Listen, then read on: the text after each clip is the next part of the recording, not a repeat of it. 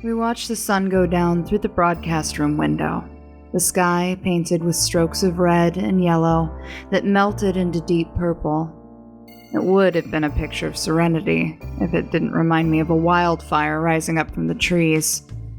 Maybe that would have been preferable to what it really was, a long, dreadful night on its way. Even inside, the humidity filled the air with a tense electricity that put my nerves on edge. We were leaving for the woods, getting our things packed, a compass, flashlights, batteries, the handgun, and all the ammo we had. As we did, we decided to tune our ears into one more of those cassette tapes. We bypassed the audio journals in the middle, including the second to last that we still hadn't found, and went straight for the final recording. It wasn't what we expected. It's February 10th, 2013. This voice was different. It was a lady's voice. This is number 8 from the emergency broadcast station. I've been here alone for 4 days since we lost number 7. We reached a record-breaking 3 months of service before his death. I regretted that I only knew him for a short while, and even more I regret having to be there when he was killed. I had been warned. They told me that the creatures in the woods like to take parts from their victims, but I couldn't believe how savagely they ripped him to shreds. The only thing left was his head in the end, but even then, the eyes were gone. Both of them, taken clean from the skull. I almost thought I saw a glimpse of them this afternoon, but it was just this strange-looking bird that's been hanging around in the broadcast room window, right where the tree line ends. I can't see him now, but I feel watched. I'm so sorry, number 7. The recording sent a chill up my spine, or maybe several. Daniel was skeptical at first when I told him that I wanted to go into the woods and get rid of that fuck that stole my eye right out of the socket. But I think that seeing my reaction to the recording was enough to sway him more towards my side. I just don't like it, I told him as I clipped one of the glorified fanny packs we found in the closet around my waist. I put it to the side so that I didn't look like a tourist. I don't like the thought of my body being out there, or even just a part of it. Daniel shook the box of ammo that Elijah had given him, making sure it was enough to get us by. He scoffed, his laughter laced with a hoarse snort. So is this one of those cases of if I can't have it, nobody can? I looked back at him, lips pursed in a frown. Yes, I said it bluntly, and I was serious about it. You don't need to go if you don't want to. I mean, after the last time, I'd understand. Dan didn't say a word at first, but he looked straight at me as he laced the strap of his bag around one shoulder, securing it tightly and zipping it shut. With one last peek at the monitors to make sure the music was set to play until morning, he gave me a singular, decisive nod of the head. Ready, he stated. Ready to go shoot a tree in the face, I suppose. If everything failed, he'd be ready to die, I thought. I didn't dare speak it out loud since those words wouldn't have been useful. He already knew. Our steps down the metal stairwell had never echoed the same way than they did then. The sound was sharp, oddly uniform, like the hit of sticks against the drum in a funeral march. When the heavy door at the bottom pushed open and the summer air came washing over, it was humid and thick. I heard the crickets and frogs, the sound of my own boots kicking up the dirt and grass beneath me. If I focused hard enough, maybe I could have imagined that I was still at my mom's house or drinking a beer while sitting outside my own college dorm. As the last few rays of sun disappeared and the sky became the darkest it would be, the crickets and frogs went quiet. In an unnatural change of pace, they were buzzing one moment and then silent the very next, as if the night fell so thick around us that it choked the sound out of every living thing. Do you want to carry the gun? Daniel asked, pointing down at his bag. A generous offer, but maybe not the most thought-out one? I don't think my aim is what it used to be, Danny boy. I'll trust you with it, okay? Our first steps into the woods were dizzying. There was an energy out here, and I don't mean that as in some vague ghostly bullshit. It felt teeming with too much life, even when there was none to be seen. When the branches above our heads cracked and moved, the groans of the old wood sounded like a voice. When small animals ran through the overgrowth or scaled the sides of the trees, I felt as if they were watching and whispering to one another. Even the mosquitoes, which were eating the hell out of Dan's neck right now from the start, they were active and agitated. This place was crowded and unhealthy.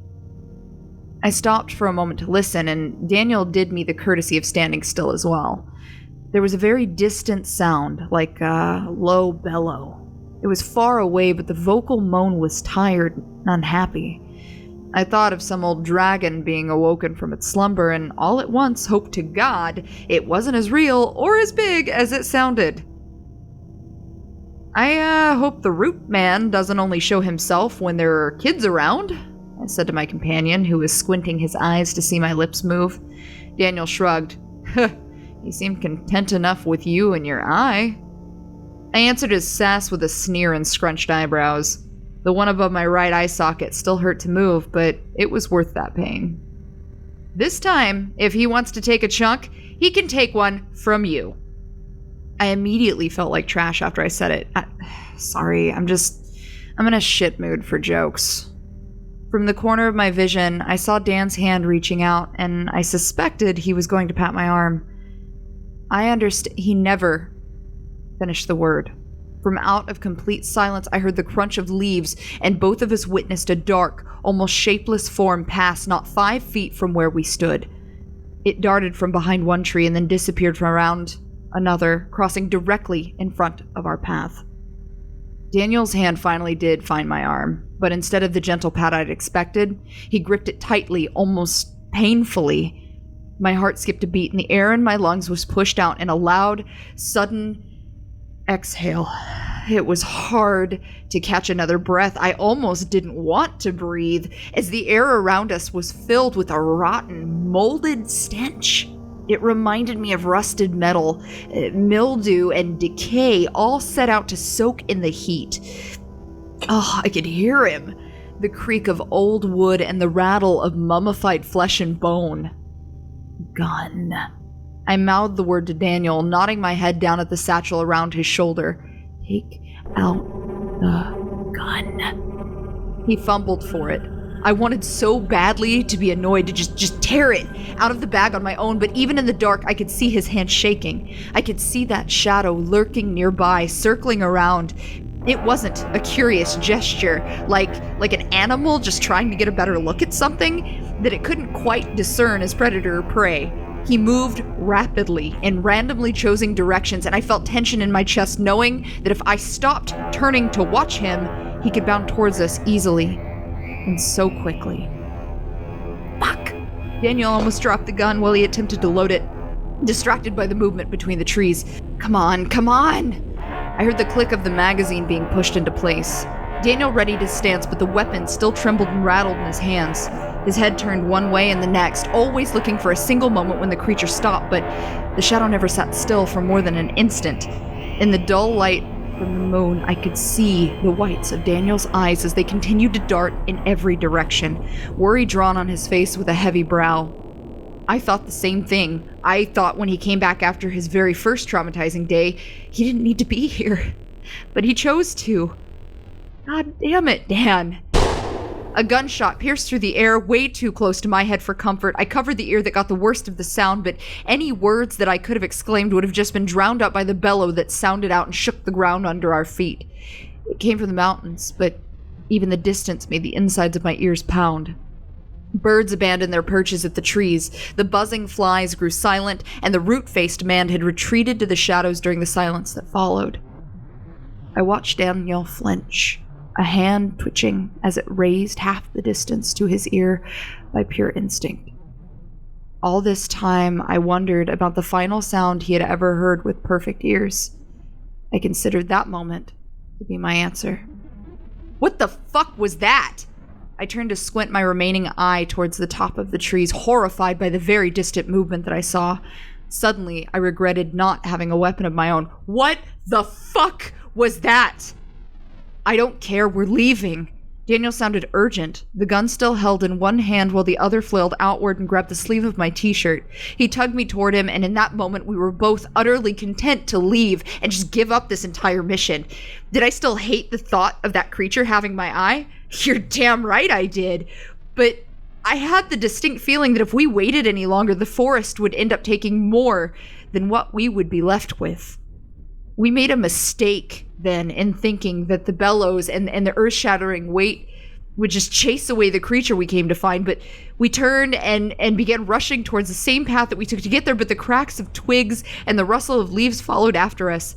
A shadow darted to my left and then disappeared when it crossed in front of us, leaving Daniel and I both to stop in our tracks. That son of a bitch was trailing us, even when the distant rumble of giant steps became not so distant anymore. Just as soon as he was there, he was gone. The woodland stretching out before us, thick with vegetation and spots of shadow, was empty. But then, I heard the crack of slow footsteps behind us, this time with a purpose. The root-faced man released a rattle of breath, like a gasp taken from dried, mummified lungs. He had no mouth, but I could see the dust and dried leaves leaving an empty cavity between his exposed rib bones. He had grown since we last saw him. The worn and ratty clothes he once wore were gone, but where he would have had a naked human body, the forest had replaced the flesh with vines, thorns, and what appeared to be very pale, thin, small hands coming out of his body and curling around the bone and the bark. Oh my God. The hands still moved. They still clawed as if trying to escape. They were half the size of mine. We moved before he did. Daniel still gripped the handle of the gun tightly, but while facing both immediate and eventual dangers, I preferred the fact that he wasn't trying to shoot it in every direction. I don't think I've ever been able to run so quickly or for so long, not until I knew the feeling of adrenaline taking over every move I made, and yet no matter how far we thought we ran, it never seemed far enough. We still heard those pounding feet behind us. We still saw a shadow darting from one side to the other, and somewhere up the mountain, we couldn't outrun that angry bellow. We didn't know which way we were running. In the dark, every tree looked exactly the same as the one next to it, but one thing was unfamiliar. My eye caught the straight edge of a wooden sign, the words so old and chipped from the surface that I couldn't have read what it said even if I had time to stop and look. A singular sign wasn't all there was. Twice I almost tripped over bits of wood and stone on the ground, and then the second time, the toe of my shoe caught something distinctly metallic. It was a track, smaller than a railway for a train and moving downward? Shit! I skidded to a stop, grabbing the back of Daniel's shirt before he had a chance to stumble into the dark and lose his footing. We were standing at the top of a steep downward drop, which had probably been a smooth hill until the ground began to cave in and reclaim it. Wooden stakes in the ground held up the partially collapsed entrance to an underground mine, but the track leading into it was being swallowed by what was at least several decades worth of moving earth and mudslides. As I moved a race around it, I felt the earth shift under my feet. The ground didn't feel safe. It didn't feel sturdy, and those few seconds of hesitation was all it took. The rattle of bone and bark sent a chill through my body, but nothing froze my blood the way a glimmer of a single eye in the darkness did, darting, searching, finally focusing itself on me. My own eye sat nestled in the center of the creature's throat and stared unblinkingly forward as he took staggering, noisy steps through the dirt. Those tiny fingers in his chest were reaching, clawing, either trying to get out or trying to pull something in. When he moved closer, I moved back, and I could even see Daniel hesitating as the earth underneath began to shift again. It took him a moment, but I heard the metal click of the gun he had been waiting all this time to use. He pointed it, hands shaking. I could hear my own heartbeat. I could hear something else as well, the crack of branches in a large oak tree, the huff of breath through a dust-filled snout. A single gunshot rang out, and I could see the scatter of wooden splinters in the air, but the screech that followed may not have been Daniel's doing at all. In a split second, a shadow bigger than anything I could have expected fell down from the trees, taking branches with it and snapping a thin birch in half as it landed. The amalgamate had changed. It always did. A flurry of arms and claws, some of them at its side and others reaching out from its stomach, grasped together to wrap around the smaller beast. The giant stood, 4 of its hooves still on the ground, but 2 of them in the air, where its ribs would have once been underneath the fur. The bones had now sharpened into a gaping mouth, one that rippled and dripped in a blood-filled cavity. Antlers cracked against the tree limbs as it rose to its full height, lifting the root-faced man and holding his body immobile. God, the way it screamed. A dry wheeze escaped its open chest, but I swear that somewhere muffled in that twisted body of plant and human, I could hear small, pathetic, fearful whimpers. Like a twig snapped in half, the giant tore his prey into 2 pieces, cracking the bone and bark with ease. It threw the bottom half aside, leaving the forest floor to reclaim it, while I watched in disgust as the cavity in its chest opened to welcome the rest. It ate him alive, swallowing his body piece by piece until the arms, hands, roots, and that one singular eye were all absorbed, only to find new homes. 2 of the small arms broke through the skin near the beast's shoulders. Another clawed its way out of its chest. I became aware in that moment of just how many pieces had been taken. Bones, hooves, claws, teeth. I could see so many human parts just in one glance. I wasn't going to count them. I didn't want to. The creature blinked, 6 eyes glimmering through the dark all at once until a 7th opened blearily in its forehead for the first time. If this thing had it, I was never getting it back. Oh, fuck this. Daniel pointed the gun just as the amalgamate fell back on its 6 legs and began slowly approaching us with the confidence of something that knew we couldn't outrun it. This time, Dan didn't hesitate. I heard 1 gunshot, then 2, both of them aimed at the beast's head. The first shot grazed an antler, which agitated but didn't seem to injure it. But the second one, the bellow the beast made was ear-splitting. I felt as if my brain were melting inside of my skull, and both hands covered my ears to keep it from dripping out. Daniel had hit the mark the second time, a stream of dark blood falling onto the grass beneath the monster's front hooves. How Dan managed to hit a target in the center of that thing's head, I'll have no fucking clue as long as I live. The beast stomped, flailing its head in anger, blood pouring from the eye socket. It was a small injury in comparison to the thing's massive size, but goddamn if that didn't piss it off. Each step I took backwards, I felt the earth shake a bit more. The stomping hooves, the weight. He was gonna cave us all in. It's okay. Dan gripped my wrist with a white-knuckle hold and took a large step back. The dirt shifted again, this time crumbling down into the dark pits of the mine. I looked behind myself and couldn't even see the floor. Just take 1 more step back. 1, 2, on 3. Daniel didn't get to 3. The amalgamate flailed its antlers 1 last time and then began to charge towards us, but those first 2 steps were enough to crack through the ground and send the earth crumbling beneath our feet. The cold shock of falling backwards, never knowing how far you're going to fall or what you'll be falling onto, was a lot like falling into water. Cold, overflowing bath water. I remembered something then. That split second before my head hit the ground, I could see the tile on the bathroom ceiling where I used to live. It was ugly, made up of all these random scratches and shapes. I stared at one for the longest time because it looked a little bit like a man's face. A man's face with a big beard. Well, when Jennifer slapped me awake, choking on cold bathwater, her stark white face covered the view of the ceiling. After that day, I couldn't see that face in the tile anymore.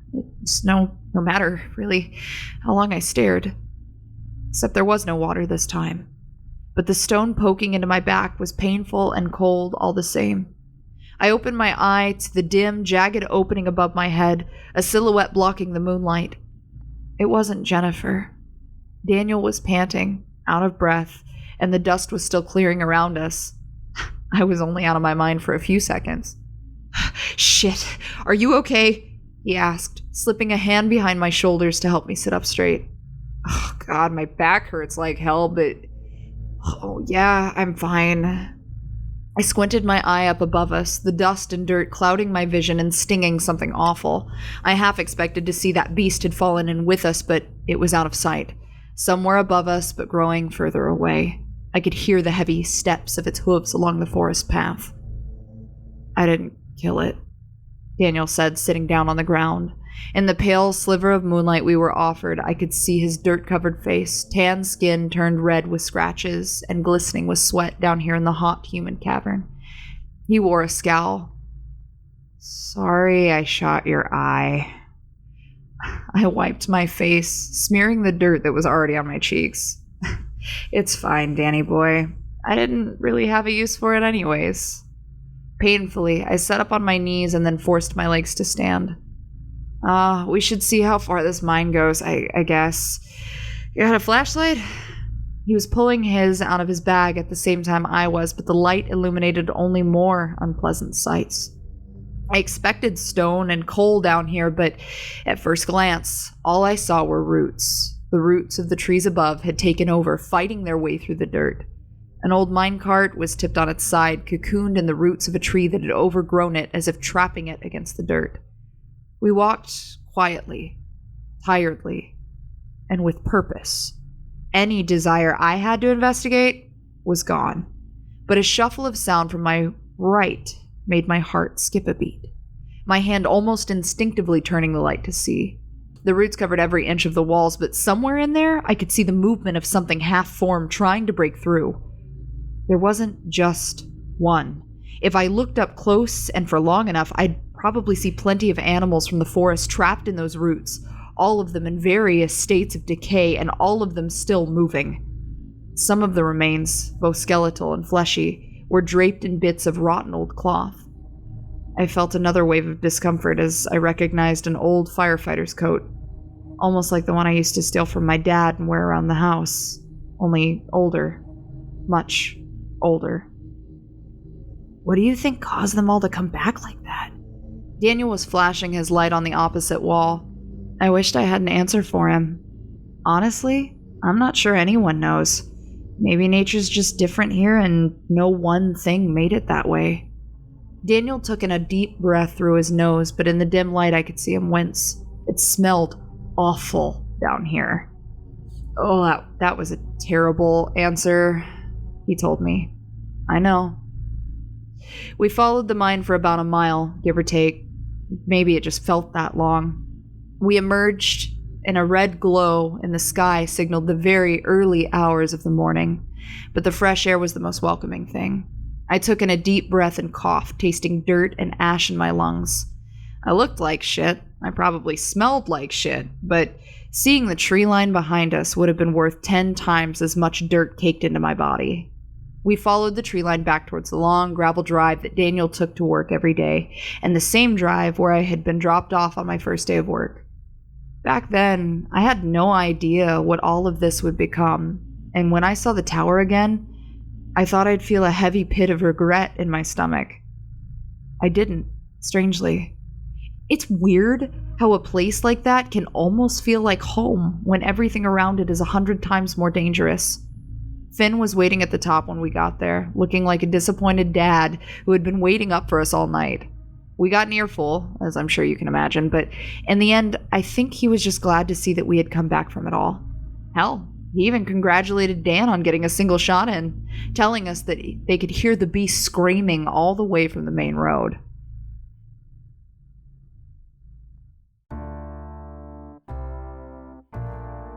You know, it seems like we didn't do much. I didn't get my eye back. We didn't kill that antlered fuck, whom I've decided, by the way, to call Big Boy from now on. But like all things, I guess it was just a learning experience. Fenn mentioned in passing that there's been whispers among his old friends at the police station of forming a new branch, one that he's hopeful he'll get placed in. Something about trapping and removing the creatures that are already in the woods, hoping that maybe putting them down off-site will keep them from coming back to life. We were standing in the kitchen at the time. I poured distilled water into the coffee maker when I asked him if they'd ever really get it under control out there.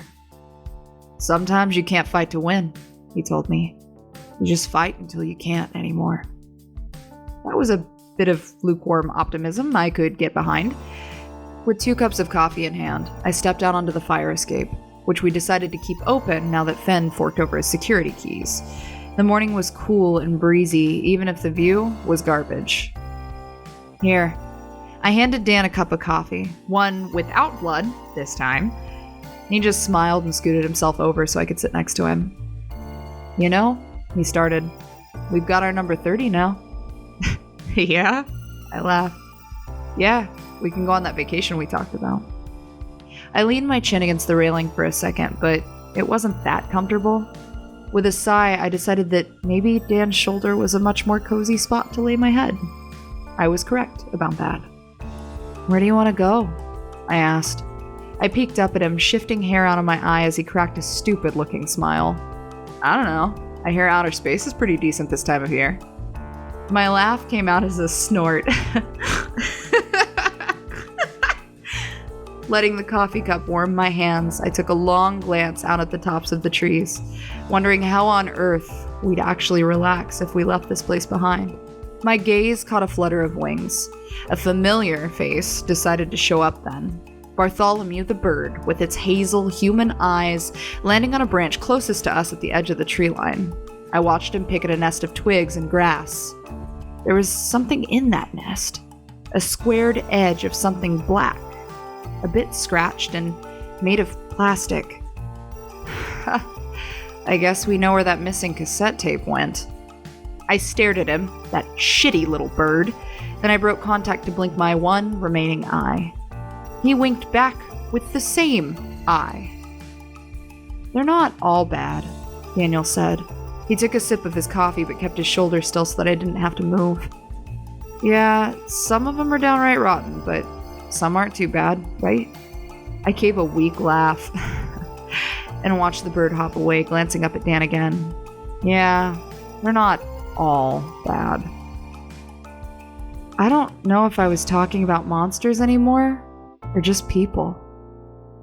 Some of them may have been just people. This is Evelyn McKinnon, and on behalf of everyone here at 104.6 FM, thank you for tuning in.